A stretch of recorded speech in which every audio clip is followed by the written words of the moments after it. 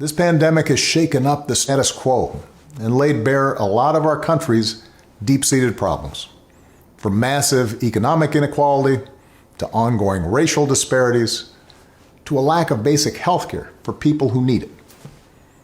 It's woken a lot of young people up to the fact that the old ways of doing things just don't work. That it doesn't matter how much money you make if everyone around you is hungry and sick, and that our society and our democracy only work when we think not just about ourselves, but about each other.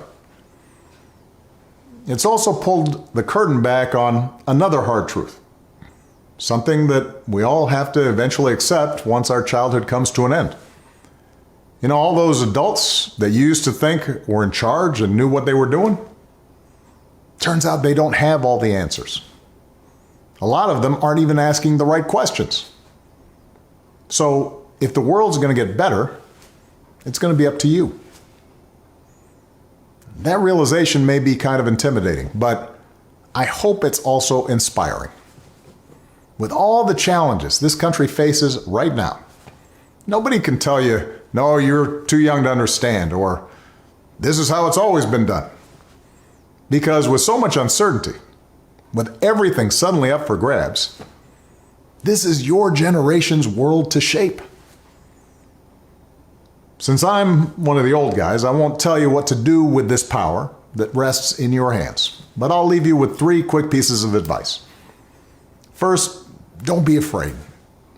America's gone through tough times before. Slavery, Civil War, famine, disease, the Great Depression, and 9/11.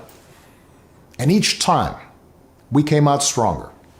Usually because a new generation, young people like you, learned from past mistakes and figured out how to make things better. Second, do what you think is right. Doing what feels good, what's convenient, what's easy, that's how little kids think.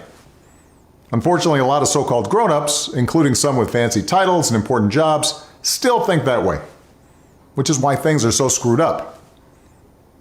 I hope that instead you decide to ground yourself in values that last, like honesty, hard work, responsibility, fairness, generosity, respect for others. You won't get it right every time. You'll make mistakes, like we all do. But if you listen to the truth that's inside yourself, even when it's hard, even when it's inconvenient, people will notice. They'll gravitate towards you. And you'll be part of the solution instead of part of the problem. And finally, build a community. No one does big things by themselves. Right now, when people are scared, it's easy to be cynical and say, let me just look out for myself, or my family, or people who look or think or pray like me.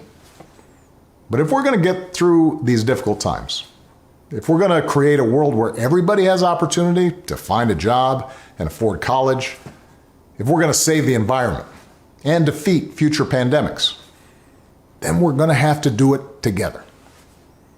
So be alive to one another's struggles. Stand up for one another's rights.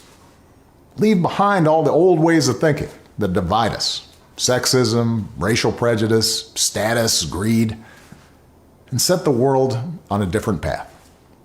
When you need help, Michelle and I have made it the mission of our foundation to give young people like you the skills and support to lead in your own communities and to connect you with other young leaders around the country and around the globe. But the truth is, you don't need us to tell you what to do, because in so many ways, you've already started to lead.